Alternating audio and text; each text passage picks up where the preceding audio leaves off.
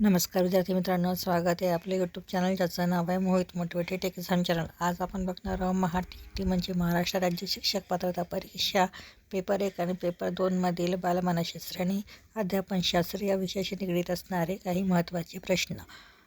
चला तर मग सुरुवात करूया व्हिडिओला. प्रश्न क्रमांक 21.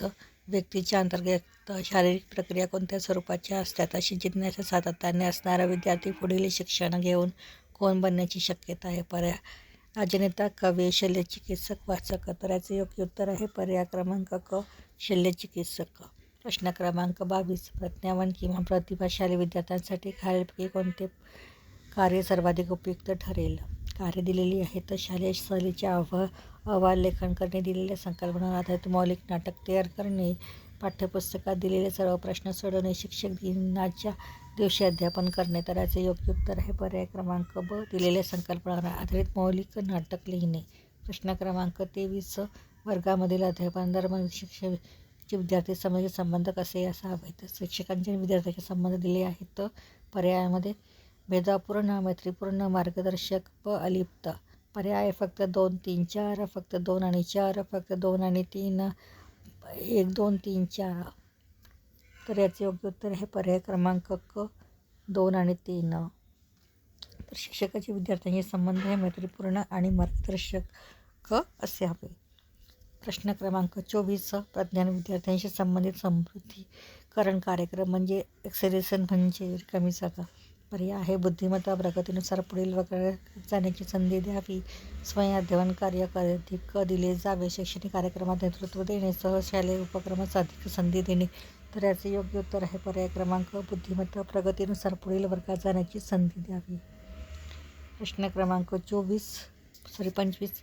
टर्मने मानसशास्त्राने रिकामी जागापेक्षा अधिक बुद्ध्यांक किंवा बुद्धिमत्ता असलेल्या मूल्यांना प्रज्ञावान म्हटले आहे. पर्याय आहे 120 IQ, 130 IQ, 140 IQ, 160 IQ. तर याचे योग्य उत्तर आहे पर्याय क्रमांक क, 140 IQ. प्रश्न क्रमांक 26. बालकेंद्रित शिक्षणाचा पुरस्कार खालीलपैकी कुणी केला आहे? पर्याय आहे Erik Erikson, John dewy, B.F. Skinner, Thorndike. तर याचे योग्य उत्तर आहे पर्याय क्रमांक ब, जॉन डुई. प्रश्न क्रमांक 27. शिक्षण हक्क अधिनियम 2009च्या अंमलबजावणीने विद्यार्थ्यांना रिकामी जागा. पर्याय वर्गातील मुला-मुलींची संख्या समान होईल, वयानुसार शिक्षणाची संधी उपलब्ध होईल, लिंगानुसार आवश्यक भेदाभेदासह शिक्षण मिळेल. वरील सर्व. तर याचे योग्य उत्तर आहे पर्याय क्रमांक ब, वयानुसार शिक्षणाची संधी उपलब्ध होईल.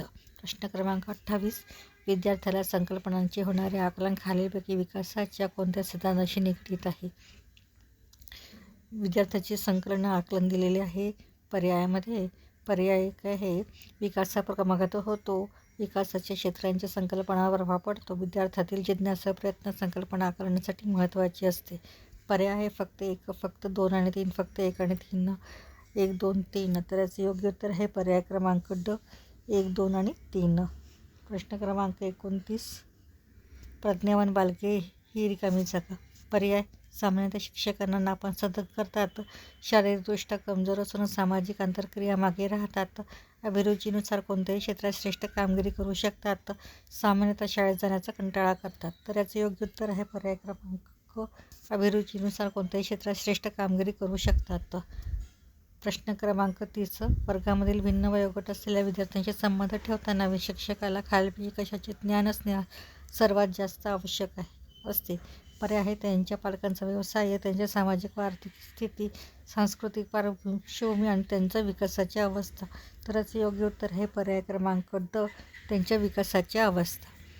तर ही होती महा-टी संदर्भ बालमानसशास्त्र आणि अध्यापनशास्त्र या विषयाशी निगडीत असणाऱ्या प्रश्न. यापुढील भागात आपण यापुढील प्रश्न बघणार आहोत. व्हिडिओ आवडल्यास व्हिडिओला लाईक करा, कमेंट्स करा, जास्तीत जास्त व्हिडिओ शेअर करा आणि चॅनलवर जर नवीन असाल तर चॅनलला सबस्क्राईब करायला विसरू नका.